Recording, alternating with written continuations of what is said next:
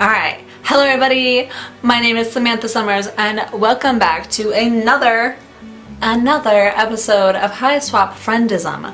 This is, what is it, volume. This is going to be volume 4. Now I have no idea who these trolls are. That one looks kind of crazy. He kind of looks like a priest or something. I don't know. I have no idea who these trolls are. This is volume 4, but we're just gonna get into this. Fresh from your most recent bout of gratuitous bodily injury and touching scenes of camaraderie, you soldier on. You've had a few setbacks and made a couple silly choices. Boy, do things just keep happening. Let nobody say that you, the main character, are incapable of growth and change. You have made sure not to be caught in the wilderness near dawn again. You have made your way back to civilization. You can't wait to discover what new adventures await you. Adventures like friendship. Okay, we got two crazy looking trolls right here. We've got Valkyrie and Tagora. That's sketchy looking right there. Okay, he looks normal and then he looks sketchy. He looks normal and then he looks sketchy. This guy, he looks chill and then he looks crazy. Okay, so neither of them really have an edge up on the other. Well, this guy's got like a almost mullet. He's got like a bob mullet bun combo. This is like an enormous amount of hairstyles going on. It's a little concerning. This guy can't see his hair. Can't even see his eyes. Can't see his eyes. Can't see his eyes. Alright, well, look at this guy's eyebrows though. Those eyebrows are on point, like several points. You could stab an eye out with those points. Okay, well, I just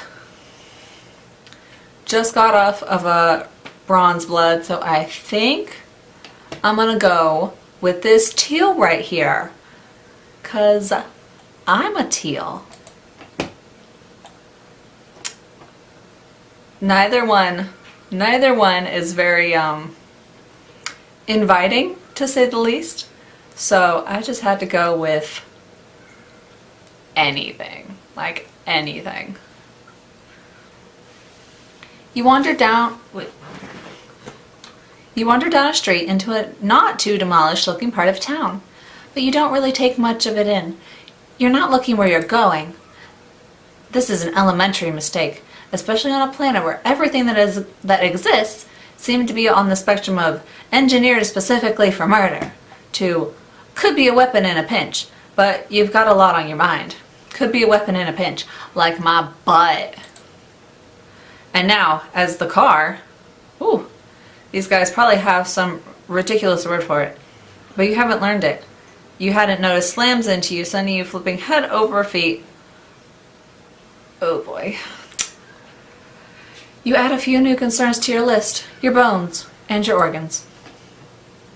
The sound of the driver yelling, "Watch where you're going, lump squirt chugger," fades, and they drive away, and you assess your situation.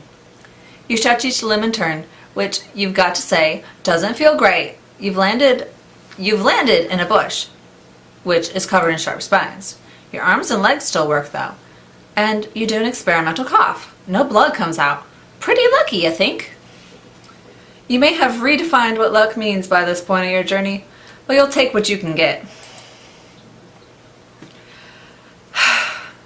You don't figure that luck will extend to the driver turning around to help you out of this bush, but you let yourself hope.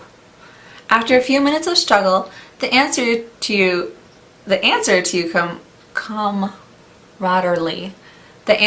camaraderie daydreams comes into focus above you. a figure outlined by the spiny leaves of your plant prison and the glow of the moons.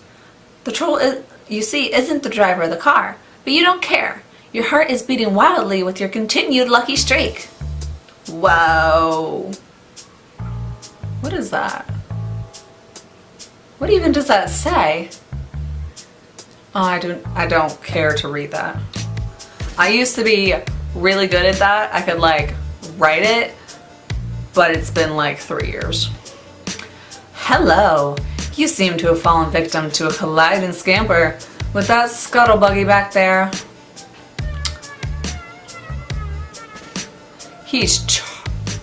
Excuse you? He's charging me. Oh. Have you contacted your personal legislator? If not, I'd like to offer my services. That's why he looks sketchy. My name is Tagora Gorgic. But please call me Gorgor. I'm here for you, for a nominal fee, of course. Okay. He pulls a business card from his sleek teal vest and offers it to you with a precise flick of the wrist. His claw beds are perfect. You try again to sit up. Boy, that word. By this offer for assistance, he's some type of doctor maybe, or a lawyer. It doesn't matter really, because he said he was here for you. Those words go right ahead and burn themselves into the softest chamber of your heart.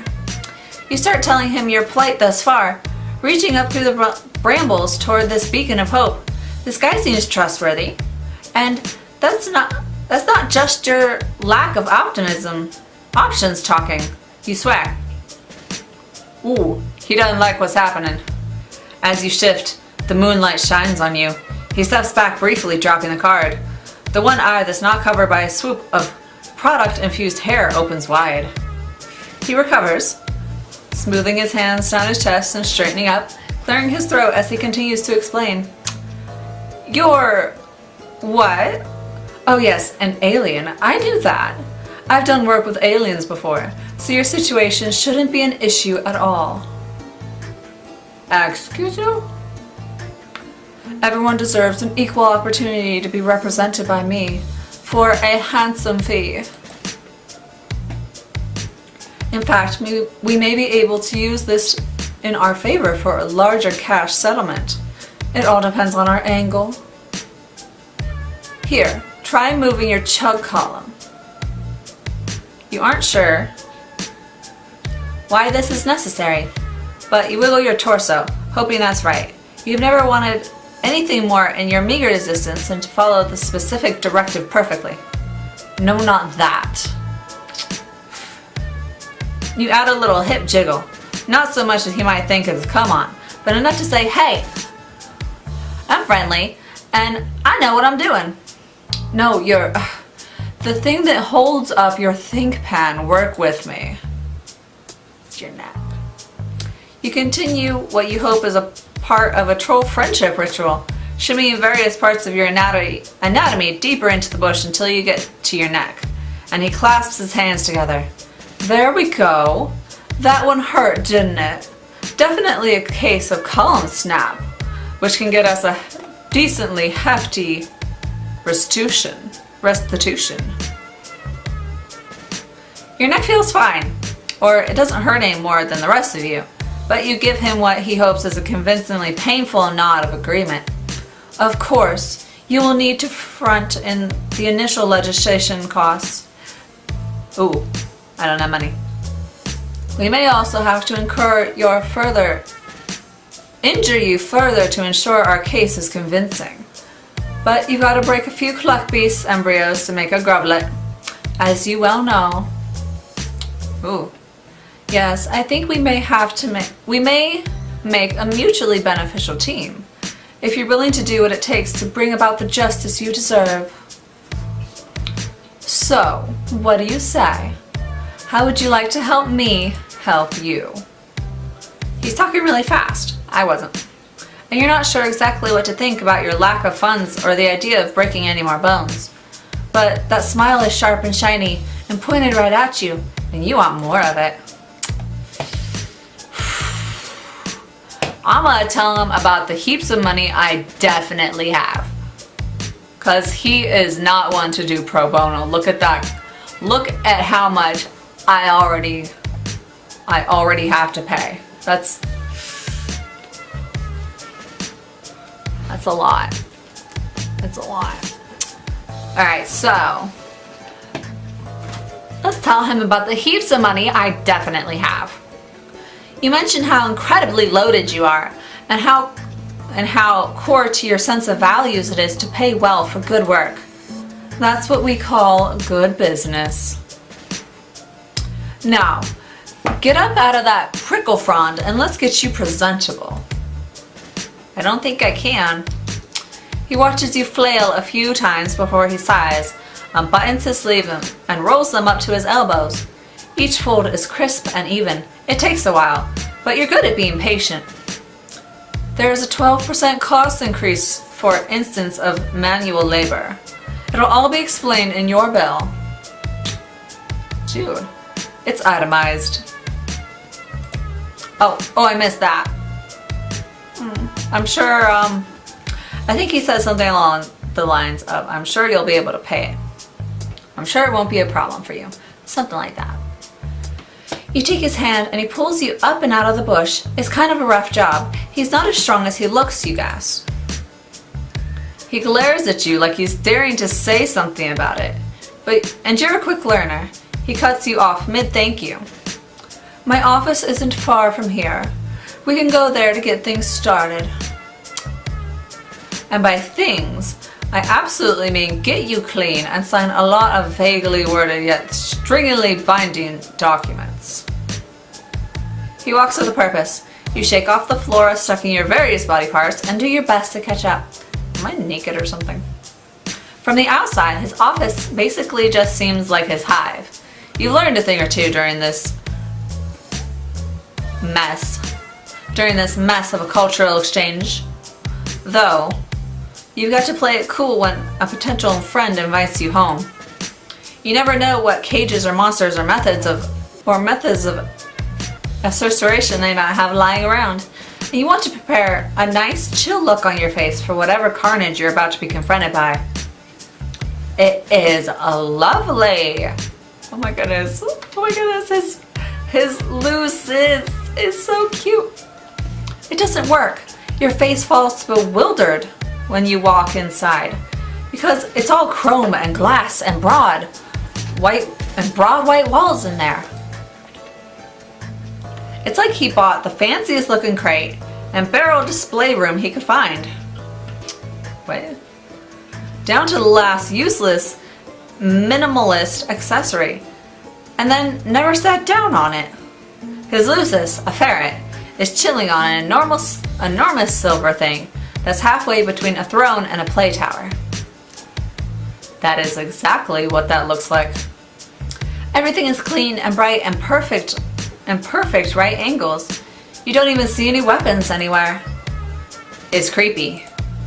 You ask him if he just moved in, because polite conversation seems maybe the best thing you can do in the absence of something specific to focus your fears on.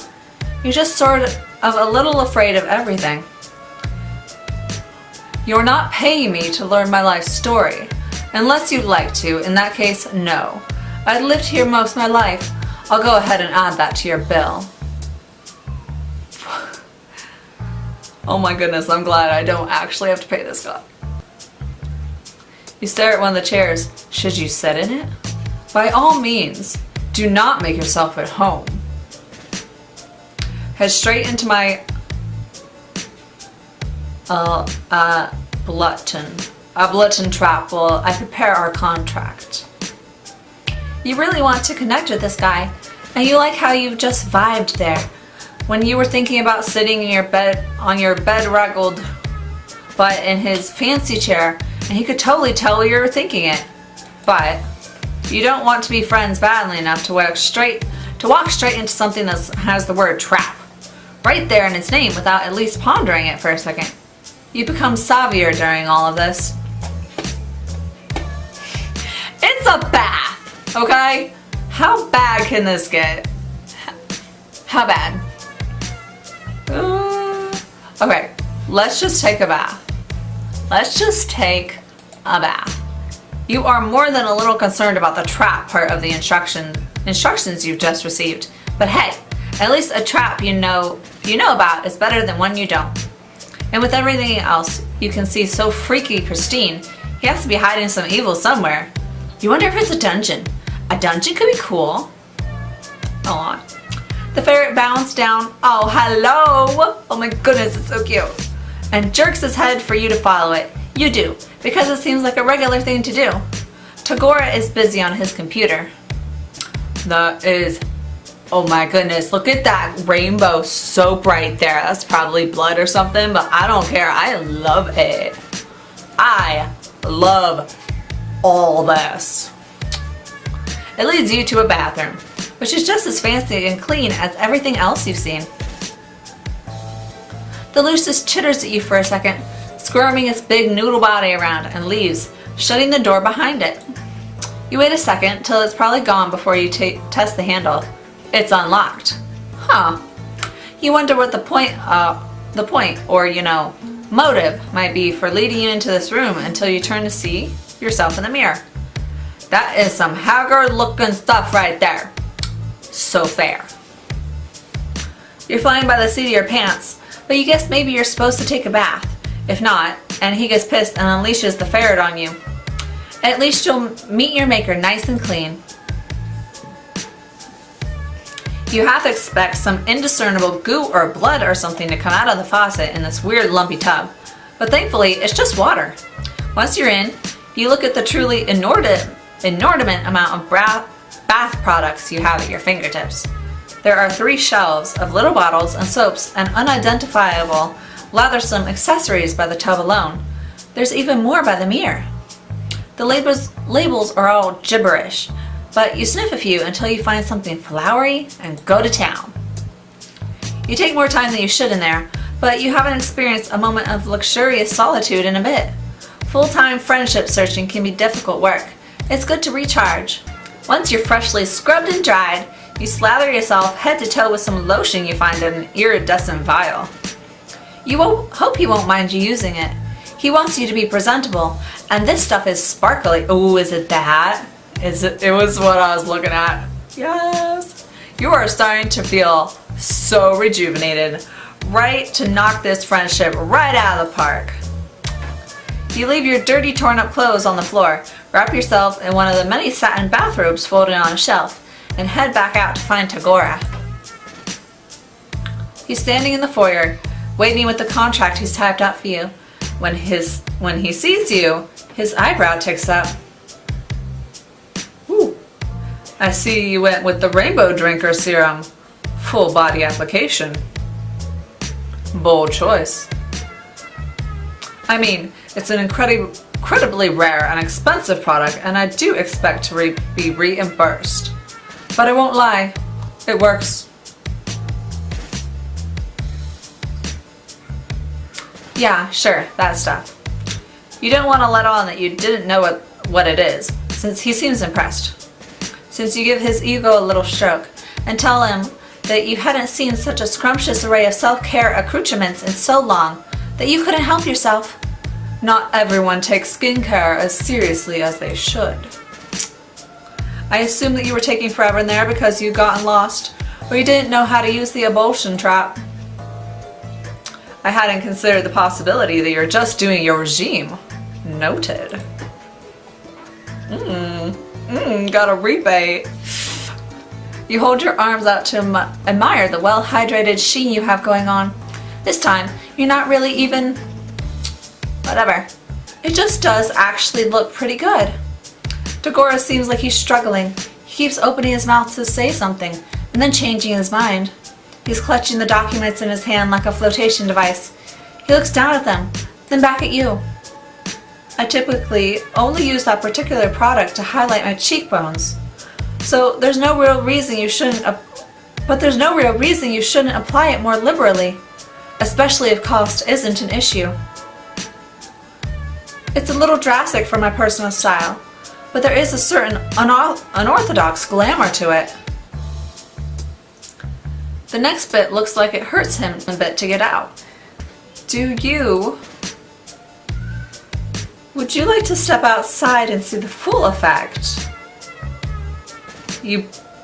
Oh yes, you bet you would. You're curious about what he means by effect, and this seems like more fun than signing stuff. He places the documents down on his desk like they're made of glass, not paper. He looks up at his Lucis, who just sort of tilts his head to the side. You look away, give them privacy to do whatever eyeball communication is going on. After a bit, Tagora clears his throat and heads towards the door. You don't comment on the bluish flush in his cheeks, for all the shift in his demeanor. He seems like he just might kick you out on your butt if you try to get too feelingsy with him. You start to glow as you step back out into his dark front yard, not into the light bulb kind of way, but a subtle ethereal luminescence. What is this stuff? It's bioluminescence. The vampire's glow. Now that is a look. I mean, there's still the unfortunate issue of your hornlessness and overall appearance, and the fact that you're still wearing my ablution robe. Ooh. But it's cutting edge, I'll give you that. You look almost like a real one. You don't know what that means, but you want to roll around eternally in this praise park. You ask if the look will help your case. Oh right, your case, of course. He bites his lip and looks back through the window at the papers sitting on the desk where he left them. You hope he still wants to represent you, or at least that he'd want to hang out even if he wasn't going to. You don't get the chance to prod though, because right then someone rounds the corner in the sidewalk in front of his hive. Tagora's face immediately shudders into his usual skimpery mask. There's an edge of panic around his eyes. Wow, Goric, what have we here? It's a blue-themed troll, which, if you remember right, means he's a fancier guy than Tagora. He's grinning like a troll Christmas came early. You can feel Tagora vibrating out of his skin next to you. Who even is this guy? When he gets close enough to get a good look at him, he jumps and screeches. What the bulge boiling? Tagora is frozen, the corner of his mouth pulled back to show his teeth. The new guy is ignoring him in favor of noticing that you're dressed in Tagora's monogrammed leisure wear. If his look of fascinated horror is anything to go by, you don't really know what makes you do it. You wait for Tagora to get himself together and do the talking, but you're riding the high of him almost seeming like he was enjoying your company. Plus, nothing boasts confidence like looking like a beautiful spooky angel. You toss your head, put on your best fancy guy voice, and say what? Never seen a real one before? You're placing all your chips on this guy knowing something you don't. But when his eyes get huge and he starts stumbling over himself to back away down the sidewalk, you know it's paid off. Tagora blinks, then jumps right in, picking up directly where you left off. Surely someone as well informed as you knows a rainbow drinker when he sees one. The blue guy doesn't respond with anything more coherent than a string of yelps as he hightails it back the way he came. When he's gone, you turn to Tagora and ask him super casually what a rainbow drinker is. He stares at you in stunned silence. Are you telling me you didn't know? You nod. Look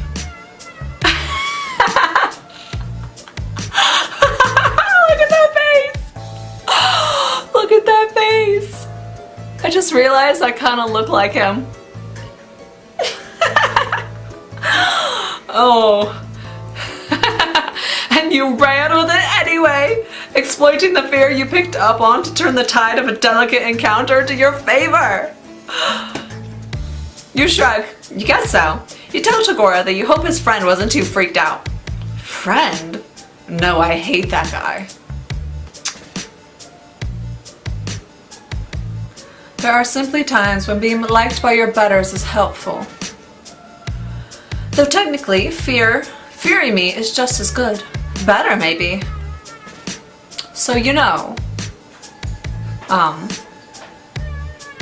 Thank you.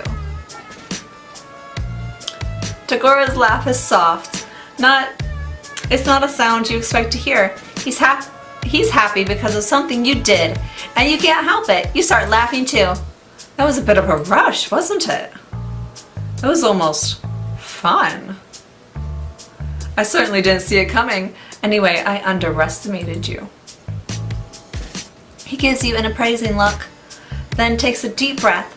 You're so nervous all of a sudden, you feel unbalanced on the precipice of what he might be about to say. From one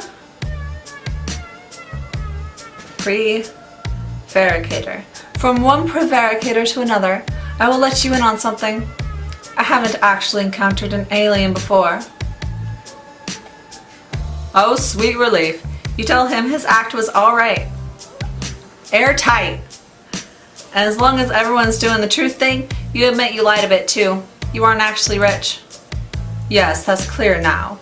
You have the invaluable ability to fake it though. That's potentially much better. Why don't you put your case on hold for the time being?